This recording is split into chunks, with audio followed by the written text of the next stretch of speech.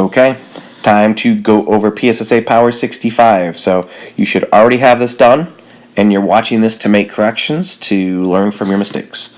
Let's start with the first one. Find the mode for the numbers below. Remember, mode, the MO in mode reminds you of most often. So you're looking for the number that occurs the most often, which if you look at here is 13. It occurs way more than any of the other numbers. So if you had that, give yourself a C. Let's move to the right. Percent proportion. Let me get the formula labeled here. Remember, percent over 100 equals to is over of.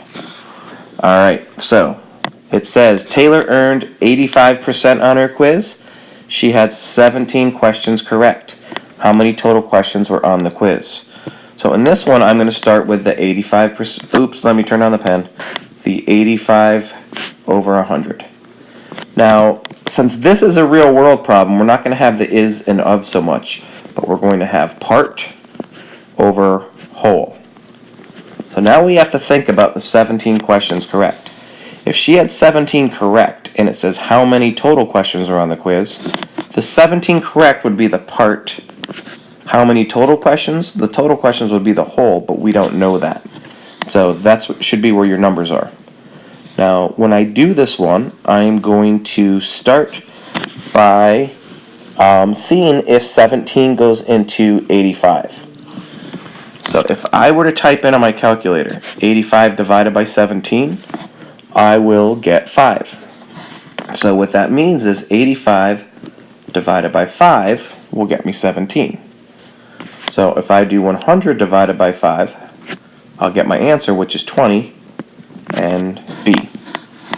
Alright, let's move down to the third one. Integers.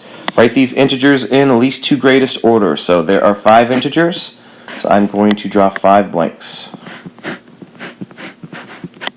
Let me take care of the positives, and I'm treating 0 like a positive, so I should have 0, 3 as my two biggest. And I'm going to get rid of any answers that don't have 0, 3 as your biggest numbers. So we're down to B and D. Now with the negatives, remember to think in reverse. So a positive 11 would be biggest, but since it's negative, it's going to be smallest. Followed by negative 4, followed by negative 1. So negative 11, negative 4, negative 1, 0, 3 is B. Alright, last one, geometry. Find the area of the trapezoid, use the formula sheet, or in the back of your book. You have all the formulas. So remember the formula is, area is half times the height times the sum of base 1 and base 2. Okay, remember the 3.2 and the 5.6 are the bases, and this is the height. So now I'm going to substitute those numbers in. So I have area equals half times the height, I'll use an X here, is 6.9 times the sum of base 1 and base 2.